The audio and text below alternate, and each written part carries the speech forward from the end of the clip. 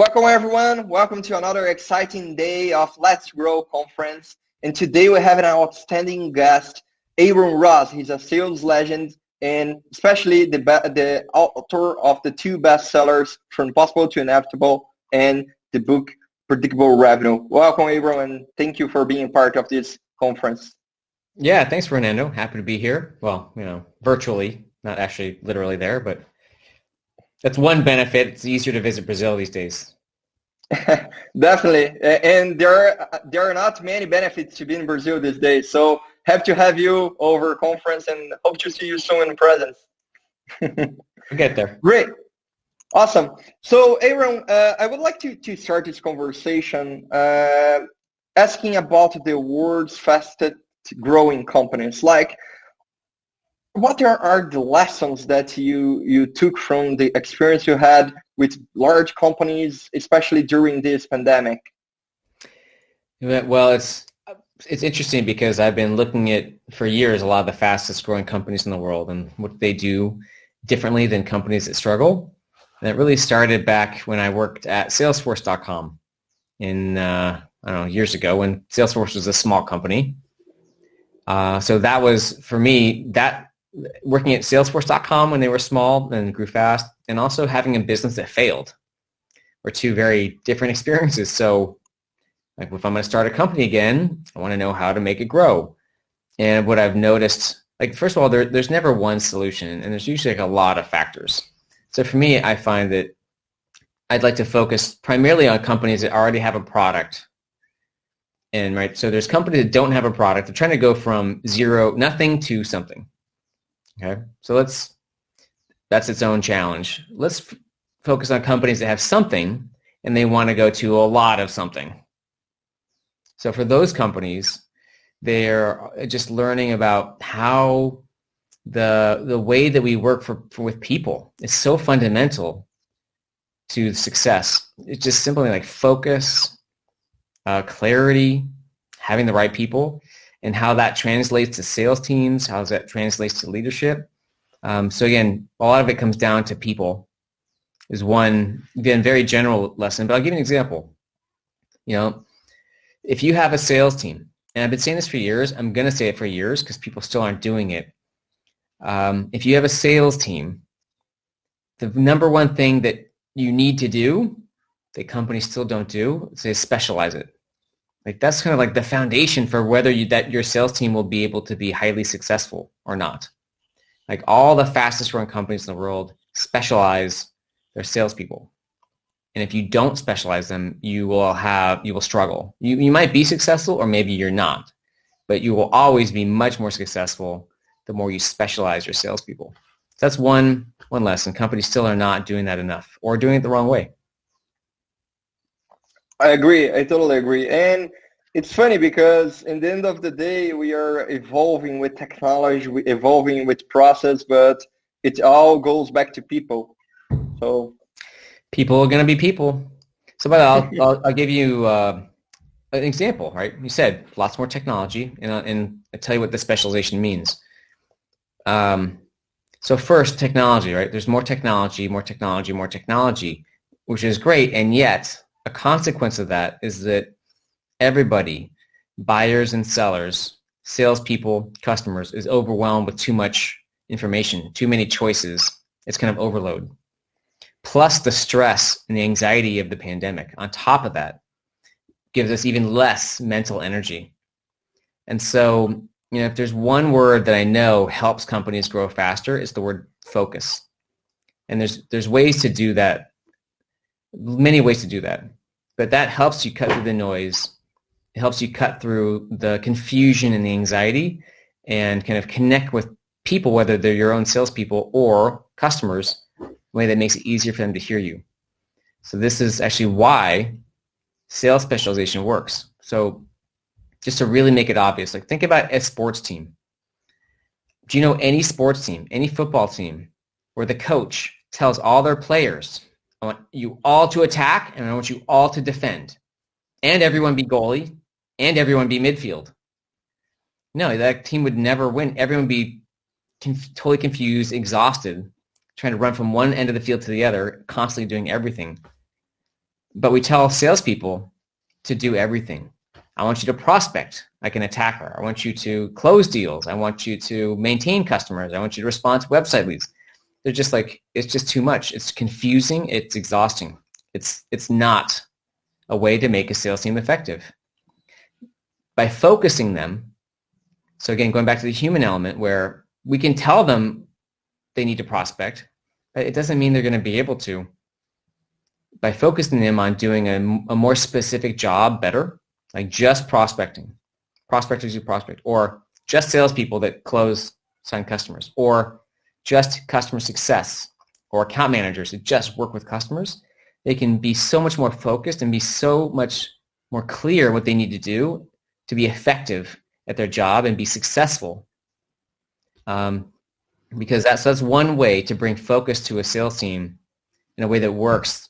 Like there's nothing you can do that will make your sales team better than by adding specialization or doing more specialization.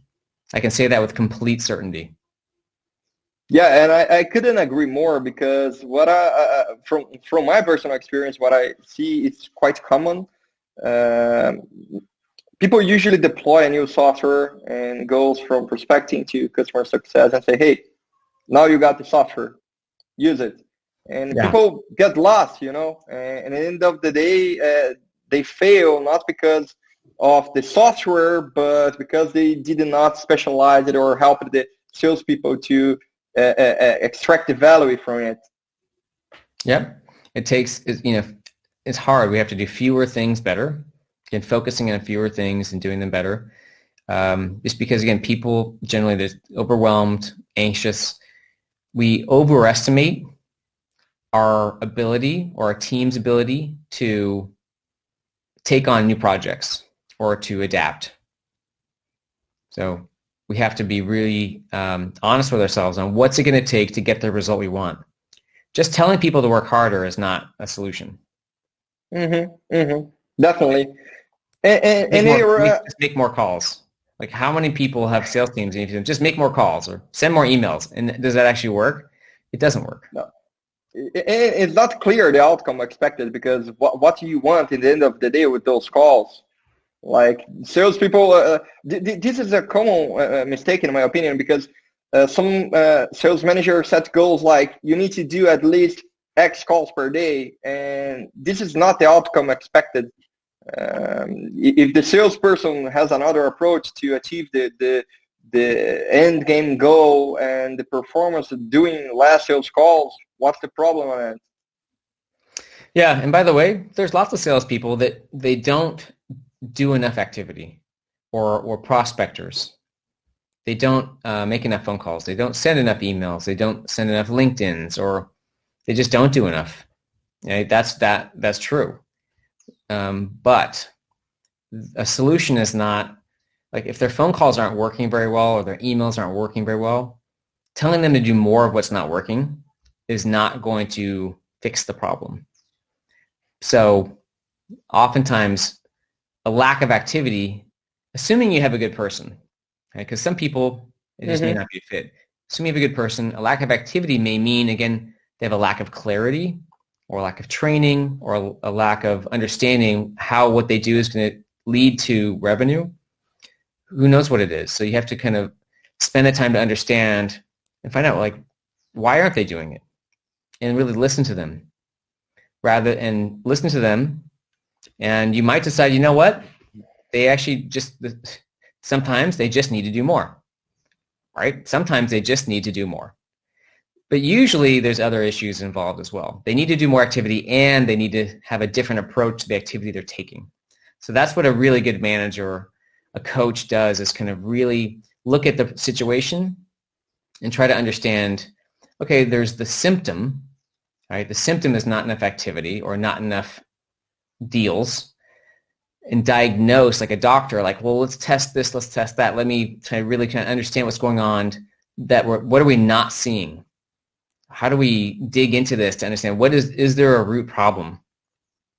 All right, there could be 100 reasons why they're not doing as much activity. And out of 100 reasons, issues, maybe only 5% of them involve, right, just starting with making more phone calls. Yeah. And it's a common pattern, right? Every sales operations, in somehow, some way, we can see this kind of issue. But Aaron, I would like to go back for prospecting, especially during this pandemic period we are facing. Huge concern of companies is how to drive more sales and more revenue when everything is shutting down and we are facing uncertainty around the future. So I would like to understand how to start a prospecting process in this period. So I think, prospecting, we've seen outbound prospecting, outbound business development is a great way for some companies to create a predictable source of leads and meetings, right? That's what we're looking for. If you can create a predictable source of quality meetings, you will be able to create predictable revenue. So there's different ways to start. And this is kind of up to the company to know, first, should we even do it or not? I think for a lot of services companies, or if it's difficult to explain what you do, you may not be ready to do outbound. If you find it takes you several minutes or 20 minutes or a while to explain what you do to someone and have them get it, you might need to start just focus on content marketing first to find ways to be more clear with your value. But let's say that you've got a great product or you've got a service that's very specific. Then the best way, when you can do it, the best way to do it is to hire people who are dedicated. So either transfer people from your team or hire 1 or 2 or maybe 3 prospectors, and their job is just prospecting, 100% or 90%. But their job is outbound prospecting. I'm going to use LinkedIn or email or the phone to find people and start conversations with people who don't know us to get meetings. It's very challenging. I mean, there's a reason why sales managers around the world are frustrated because their salespeople don't prospect enough. Right? Have you ever met a sales manager who said, yeah, my salespeople are prospecting plenty? Like, in fact, they're prospecting too much. No, they all say, never heard. Yeah, no, my people don't prospect enough. Okay, well, if that's the case with everyone every team in the world, it's not your people, it's the system that's the problem. It's the structure that's the problem. So again, salespeople have too many things to do. And honestly, they're not going to be very good at prospecting. It's hard to do now. They're not going to be good at prospecting. They don't want to do it. And even if they can do it well, it's almost impossible to keep it up in a consistent manner. Because if they can get meetings, then they have to try to close them and they stop prospecting, and it's kind of this, you get this up and down. If you can even find someone who can prospect well. So the ideal solution is to have dedicated prospectors, because they can spend the time to get great at it, and they can spend the time to be consistent at it. And if you do not have that, they're the ones who can create predictable results, right? Predictable meetings for your sales team. So ideally, you have your own people. There's outsourcing options and others. There's lots of ways to do it, but that's where hopefully the best place to start. And this goes back to specialization, right? Specialization works because you have people who can do fewer things better. They can be an expert at their area, and it makes it easier to measure that function. Again, in software development, you don't have if you have 10 software developers, they're not all doing everything. You've got front end, back end, database, web. In HR or marketing, like there's no team. Maybe, and even in customer support, you got first tier, second, or you should have first tier, second tier, third tier. But in sales, and I think this is just a legacy of doing it the same way for 100 years, we expect salespeople to do all their own prospecting. So there are some businesses where that might make sense, right? Sometimes financial services, but for sure in business to business or SaaS, a lot of business to business, it does not make sense. Usually, it's very rare to see an exception.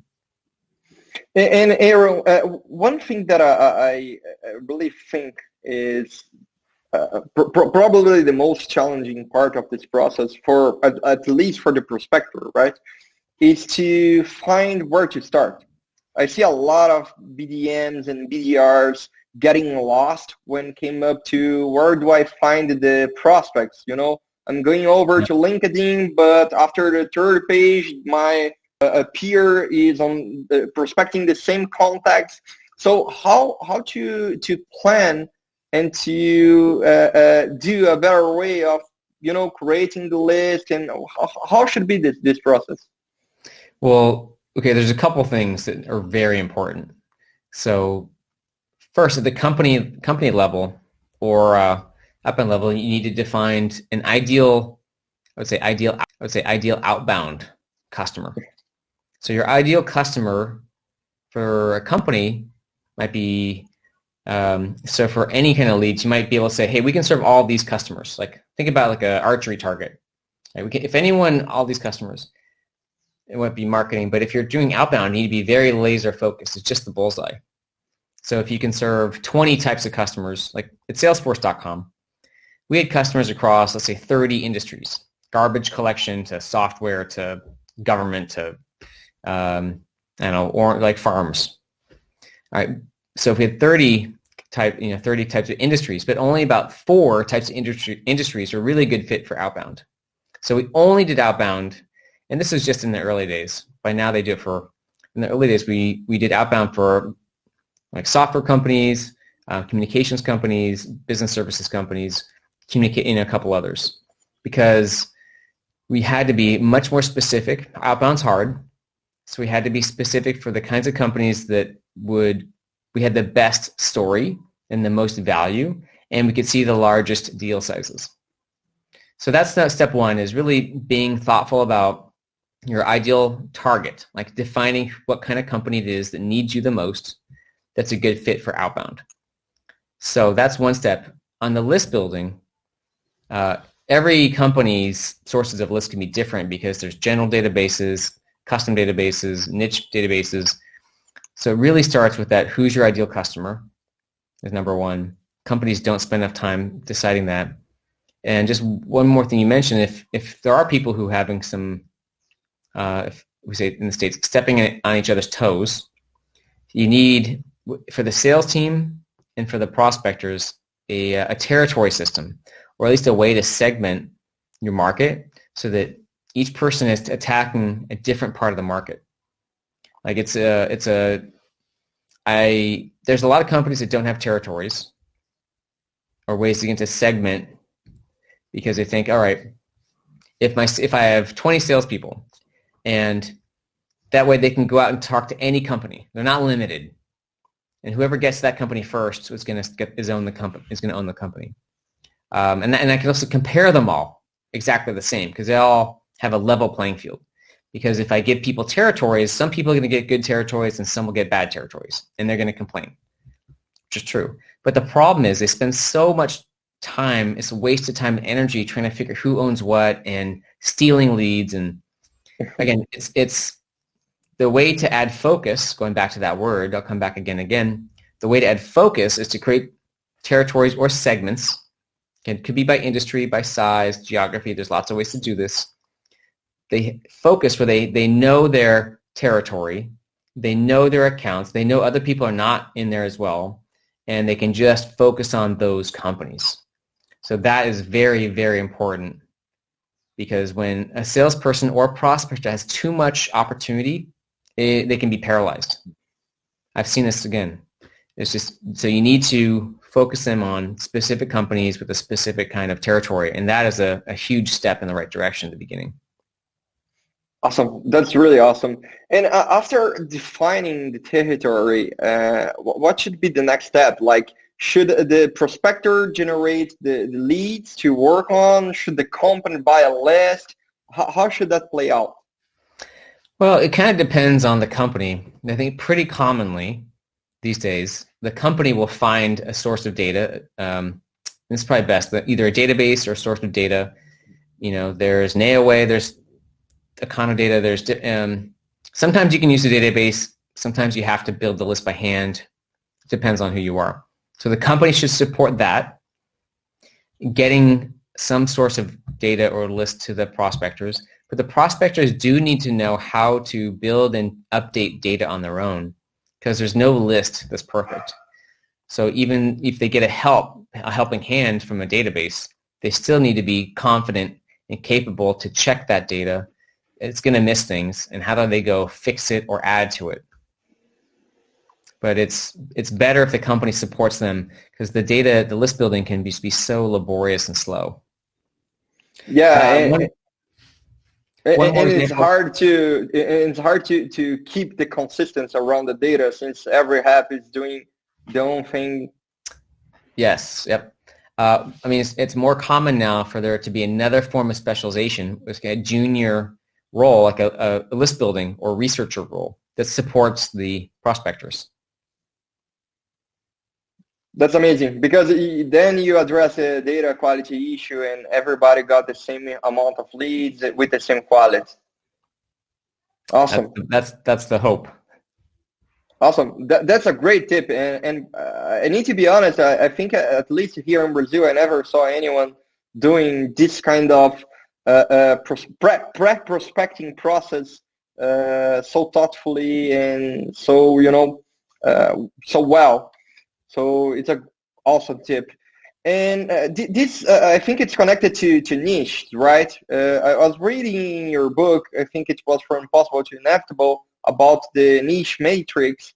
And I would like to ask you, what is this and how niche are, and why they are so important to, creating a scalable process of selling?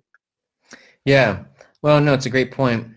So like you said, in the beginning, there's in English, it's called From Impossible to Inevitable. Aaron, you froze. Okay. Rony, você tá aí? Let me ask for help here. Sure. Can you see me fine? No, I think now you're back. Okay. Yeah, now you're back. Sorry. All right. No problem. So like you said in the book, in English it's called From Impossible to Inevitable. In Portuguese it's called Livre Crescimento. But there's a reason why the first part of that book is called Nail a Niche. It's because that's really the most common challenge companies have when they want to grow and they struggle. The problem is, the truth is, most companies, they want to grow, but they're actually not ready to grow, right, until they nail a niche. And it doesn't mean that you've got customers using your products. It's not product market fit. Really what nailing a niche means is you've learned to understand what's the difference. There are some companies that you are a nice to have, right? And there's other companies where you're a need to have. They need you. And what's the difference? How do you define the companies to whom you're a need to have? What is it they need from you? And how can you communicate to them in a way in their language so that they see that you can help them? And, I think this is especially important for services companies or platform companies where you can kind of do anything, right? If you're a web design company or marketing agency, you can do websites, conversion rates, or like content, or there's 20 things you can do.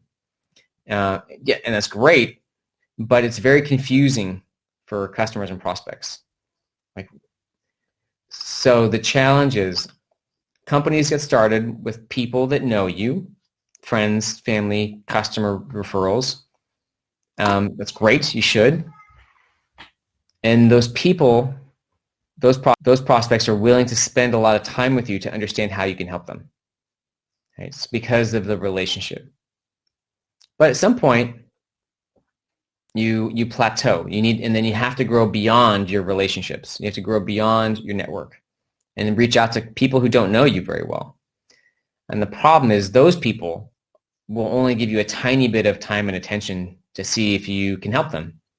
Right? So if again, there's before and you get started, people are going to give you this much kind of like mental attention to see if you can help or not. Sure, I'll spend 20 minutes with you. You're a friend of a friend. But when you start doing outbound prospecting or outbound marketing, to new audiences who again don't know you or your brand, they're going to give you, this much attention, right? They'll give you maybe 3 seconds. So this is really about the skill of learning how to interest people who don't know you into a conversation. To be very focused on the right kind of customer and focused on what do they need and how can you speak their language to get them interested very quickly. Awesome. And it ties back to having a strong value proposition and being customer obsessed, right? Because what I see every day is people creating generic emails and trying to do prospecting and outbound and failing, and they usually blame the list or blame the customer. But at the end of the day, you don't know yourself, the core value proposition for your segment. So there's no possible way to have success on this scenario. Yeah, and a lot of it is knowing that you probably have a lot of types of customers. Which ones? Like trying to get more specific on like where do you create the most value? And of all the things you can do, where should you focus in terms of your signal? Think of it like a radio station. So if you're a company that says, yes, we can do a bunch of things, like whatever you need, we can help you. It's like a radio station saying, sure, what kind of music do you want? We can do rock, pop, we can do opera, blues, classic. Like, what do you want? It's kind of confusing versus a radio station that says, with a very clear signal, we are a rock station. And they can broadcast that, and it makes it easier to broadcast it. And then the people who love rock, it's easier for them to hear you. It's not muddied.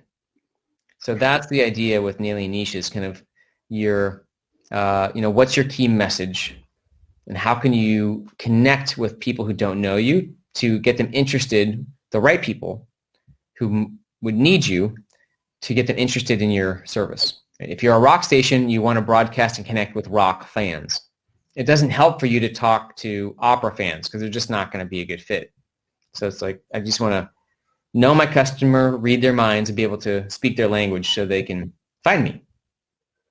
I love the example. And Abel, I would like to move the topic now to the future of prospecting, because there are two main concerns right now in the industry. The first one is, okay, you were one of the guys responsible to making outbound prospecting so popular. And now everybody's doing it. So how can I, stand out from other companies doing outbound? And because every day, like myself, I'm receiving outbound emails from dozens of companies. So how to make this work when everybody's doing it? Yep. Every once in a while, someone on Twitter posts, I got another annoying email from, another outbound cold email. Like, thanks, Aaron Ross, for helping me get that. But, well, it's like 10 or 15 years ago, blogs, right? First there was blogs, and now there's tons of blogs. Kind of like, how do you stand out when everyone's doing something? It's similar in lots of ways. So one, knowing your target market, knowing your customers, knowing how they think and what they want. So you can write not a generic email, but something that really speaks to them. So rather, like if you want to connect with a VP of sales, you don't want to tell them, are you interested in growing revenue? Like, first of all, everyone else is saying that. It's old, it's boring. And but that's not really what they're focused on day to day.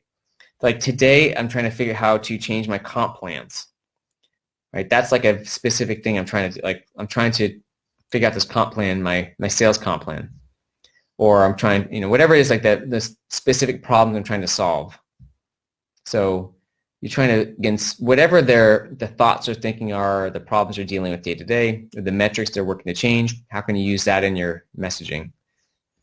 One way to do that is just to go out and talk to them, like interview them or talk to them. So another aspect is more personality. It doesn't have to mean more personalization. So personalization means you customize the message for that one person or company. Right? That can work. Sometimes it does, and honestly, sometimes it doesn't. Personality is how can you put more of yourself into your communications? And this is true with prospecting or marketing. there's lots of ways to do this. It could be a picture of yourself. It could be a video. It could be the way that, a certain way you write. I write in lowercase. Other people might have a sign-off or a thank you or a certain just style. It could be facts about yourself. There's lots of ways to add your personality to your messages or to your phone calls. So that's something that I think is going to be more and more important because, like you said, we've got this information overwhelm. We've got copycat. It's kind of the beginning of the end of copycat success, which means in the past, you could find some email templates and copy them and send them and they would work. And today that doesn't work usually. So what's missing? You have to be more creative. You have to use your creativity. You can't just copy other people's things. So that's kind of a summary of when you're struggling to stand out from the noise. It's kind of like know your customer and the way they think so you can speak their language. Add more personality to what you do. And you just have to kind of be willing to experiment and try to be more creative yourself and not wait for someone to tell you what to do all the time. And this is great because when you were speaking about video, I'm really seeing this became, the next big thing in US especially, but people are using Loom and VDR to record presentations about them, like, hey, my name is Fernando Vitti, blah, blah, blah, and using these kind of approaches in the prospecting sequences. So it's ringing me a bell because it ties back to what you were saying about personality, because people are not doing the templates, they are putting themselves in the communication. Yeah. And this is really amazing. Yeah, that's one way. I know someone who would draw like picture like art and put it into messages. Mm-hmm. Other people have done like poems or songs. So, there's lots of ways to put yourself into your content. Again, whether it's marketing content, prospecting content. It's it's like not being afraid to try things that are different, and a lot aren't going to work. It's getting harder. Like outbound is getting more complex and harder. There's more technology. There's more competition. There's just more noise. And so what that means, like in marketing, like when marketing is so noisy, you just need to be willing to spend a lot of time honing your craft, like to get really good at whatever that is before you see results. And with outbound, it could be the same thing. Whether you're a team or an individual, you have to be willing to put in the time and focus on honing your craft. We've got, as you know, 9 kids and now we actually have 4 dogs. So the family keeps growing. I'm expecting. We'll see how many invade the room here during. The dog's been barking so much lately. And by the way, for me, you'll notice in a lot of my books and blogs, like I talk about family is a way to add personality to my content. It takes honing the craft. Things take longer than you want. You just got to every day, put in your best to try something. It takes a lot of practice and patience to get great at something, and outbound is no exception. And what's going to happen with outbound after LGPD? In Europe, in the United States, I think around the globe, it's quite similar, right? Well, what you find is that there's this balance. I think that what they're trying to do is stop a lot of the spam or like mass email. It's very hard. In one sense, if people are actually doing illegal spam, they're going to do it anyway. It doesn't matter what the laws are. But I think what has happened is that the laws mean that people who are prospecting, they can still send emails, make phone calls, and send LinkedIns and so on. They just have to be a little more thoughtful, less mass email, which hasn't worked as well anyway for a while. So it's sort of making prospectors do what they need to do anyway, which is being more thoughtful about who are they going to target, why are they going to send a message, what are they going to say. That's the main consequence. And one other one is that it's affect a lot of the list builders and list companies, data companies. Some had to stop operations in certain countries, and so this created a lot of opportunity for some companies in that space. But for, prospecting still happens in Europe. It happens in the States, it happens in Canada. It's going to happen in Brazil. It's not going to stop. It'll just change a bit with the laws that come into place so far, everything that I've seen. Amazing. It's like moving from the phone to email, right? Usually in the past, people would do cold calling over phone, and right now people doesn't even answer the phone anymore. It's go all over email or WhatsApp. So what do you think is going to replace email in the future? Well, the phone is actually still very important. It's been a weird year for the phone because a lot of people have not been in offices, but phone calls are actually just as important as ever. So what happens is, like that channel, so the phone worked really well for a long time, and then it went down, and it kind of it still probably goes down a little bit. I'm not sure, and then email worked really well, and then went down, but it still works. And LinkedIn is working really well now. At some point, that's going to go down. So they all still work. So it's not that a channel goes away, but you just need to add more channels. So again, the complexity is it used to be just the phone. Then it was the phone and email. And then it's the phone, email, LinkedIn. And then it'll be the phone, email, LinkedIn, and maybe kind of texting. So partly for companies, and for some companies, the phone works better than email, like small businesses. In the States, a lot of small businesses in the United States don't check email that much. Phone is much better. So kind of know your market, what channels are going to work for them. There's lots of companies in the world that aren't on LinkedIn. They're in lots of markets where they're just not on LinkedIn that much, and some where they are. So it's kind of know your customer. Are they likely to use LinkedIn a lot or not? Phone a lot or not? Email a lot or not? So again, the complexity is going to continue to go up. In another couple of years, there'll be another channel and then another channel. So again, the challenge is in going back to focus, which is, okay, who are our customers? How do we get a hold of them? What is the best way to communicate with them? And usually in prospecting, you end up with what we call a multi-channel sequence, which is just something that actually touches all the channels over time. It touches them by phone, LinkedIn, and email. That tends to get the best result, usually. And there's always exceptions. Awesome.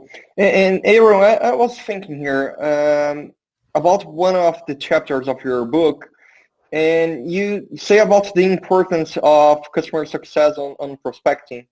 And this is, I think, at least for the majority of people, unusual, because the salespeople are trained to think that this process ends with the sales. But you seem to have a different perspective. Why is that? Yeah. Well, there's a couple things. Well, so my co-author on the Impossible book, or Hypocrescimento book, is named Jason Limpkin. He founded a company called EchoSign, took it from zero to more than $100 million, and sold it to Adobe. And what he says is customer success is 5 times more important than sales. Right? Customer success should be, usually if you have a technology company, one of your first 10 people should be dedicated to customer success. And why is that? Well, customer success is your foundation. If you have customers that are successful, they're going to stay longer, they're going to refer people more to you, and you're going to get better case studies and testimonials. Whether you're doing marketing, whether you're doing selling or outbound, to be highly effective, you need customer references, case studies, and testimonials. So if you don't have that, and they need to be updated regularly. So first of all, that's one reason why customer success really feeds everything else in sales, marketing, and outbound, because it's kind of like some of the fuel for that fire. On the flip side, customer success, what a company cares about is not just sales, but also business health, right? So you need happy customers or satisfied customers, or customers who are at least willing to stay with you, maybe if they're not even happy. A lot of times, salespeople, if they're only focused and only compensated on signing the customer, the company gets customers who are not a good fit. And the cost of that could be a lot. It could be not worth it. Between the drama, the energy, the time, it's just like a black hole. So what if you can, this is in the book, we recommended HubSpot did this. There's a case study from Mark Roberts of HubSpot. He's the founder, a co-founder, CRO. He said that HubSpot, what they did was they tied for a salesperson half of their commission for a customer they would get when they signed the deal, and half they would get within 2 months if the customer they signed hit certain goals with customer success. In their case, it meant using a certain set of features that would indicate they would stay with them for a while. So if it's possible, it's not always possible, if it's possible, or however you can align the salesperson with their job and signing customers who are going to be a good fit, and discourage them from signing customers who are not a good fit and are just going to cost you money, you need to do that. If there's any way to do that. Historically, we're used to salespeople getting paid when the customer signs. Maybe that's the right way to do it. Maybe you need to find other ways to be creative with getting paid when they signed, and also other times when the customer is showing signs of being a good fit, so that the salesperson knows it's a waste of their time to try to sell companies who are going to be unprofitable for the company. It's the right thing. It's what the CEO wants. The CEO doesn't want deals. The CEO wants revenue and cash flow and profitability. So how can you align salespeople to, in as much as you can, to think about basically revenue